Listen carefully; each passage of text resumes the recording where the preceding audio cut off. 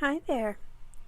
I am in my backyard garden reading from the Bible. Today I'm reading from the book of Deuteronomy, chapter 2. In chapter 2, it talks about the desert years, and then it finishes up by talking about defeat of King Sihon. But before I get started, I do want to tell you just a little bit about what you see in the video today. Today I'm showing you a wide view of the raised bed garden, one of the raised bed gardens. And what I want to show you is the trellis. It kind of goes from one side to the other, and you can see that there are cucumber vines covering that trellis. It's been super hot out. I mean, like super crazy hot, even for Texas. And so the cucumbers are getting flowers, but they're not pollinating. So we haven't really gotten an abundance of cucumbers yet, but we'll see how they do. There are tons of flowers, so maybe, just maybe, we'll have a bunch of cucumbers soon. Okay, enough about the garden. Back to Bible reading. Today I'm reading from the book of Deuteronomy, chapter 2. The reading begins. After you had stayed at Kadesh as many days as you did, we journeyed back into the wilderness in the direction of the Red Sea, as the Lord had told me, and skirted Mount Seir for many days. Then the Lord said to me, "You have been skirting this hill country long enough. Head north and charge the people as follows. You are about to pass through the territory of your kindred, the descendants of Esau, who live in the Seir. They will be afraid of you, so be very careful not to engage in battle with them. For I will not give you even so much as a foot's length of their land, since I have given Mount Seir to Esau as a possession.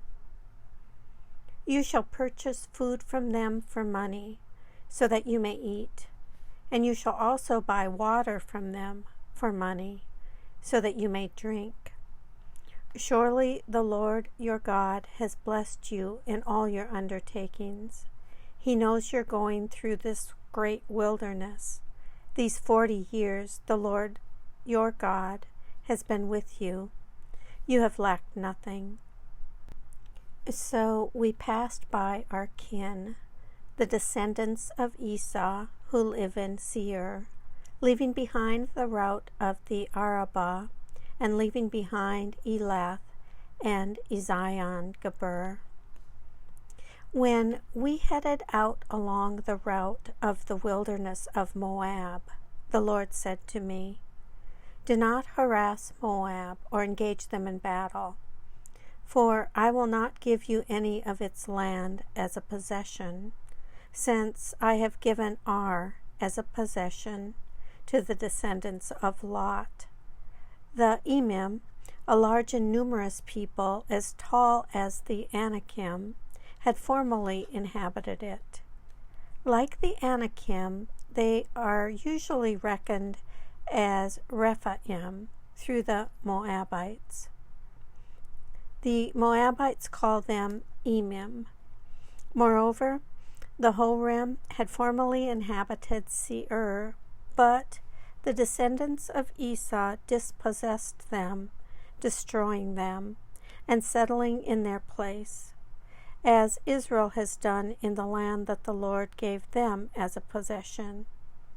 Now then, proceed to cross over the Wadi Zered." So we crossed over the Wadi Zered, and the length of time we had traveled from Kadesh Barnea until we crossed the Wadi Zered was 38 years. Until the entire generation of warriors had perished from the camp, as the Lord had sworn concerning them.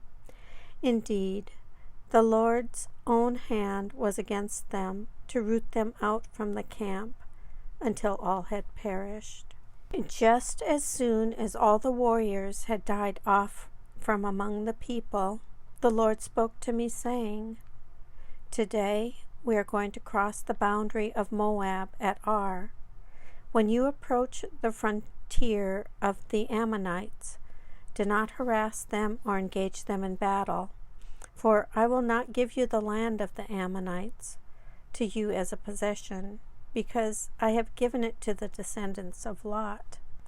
It also is usually reckoned as a land of Rephaim.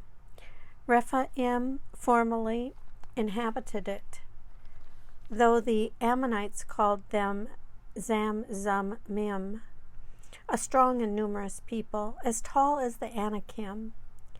But the Lord destroyed them from before the Ammonites, so that they could dispossess them and settle in their place. He did the same for the descendants of Esau, who lived in Seir, by destroying the Horim before them, so that they could dispossess them and settle in their place, even to this day.